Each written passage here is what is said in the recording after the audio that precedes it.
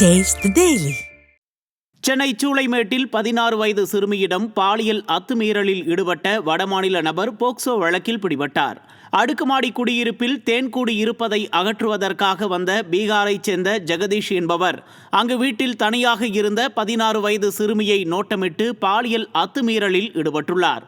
சிறுமியின் அலறல் சத்தம் கேட்டு வந்த அக்கம் பக்கத்தினர் சிறுமியை மீட்ட நிலையில் ஜெகதீஷ் போக்சோவில் சிக்கினான். அப்பாவி சிறுமிகளுக்கு பாதுகாப்பு வழங்க திறனில்லாத ஸ்டாலின் அரசு எதிர்க்கட்சி தலைவர் சொல்வது போல் ஃபெயிலியர் மாடல் அரசுதான் என பொதுமக்கள் குற்றம் சாட்டுகின்றனர்.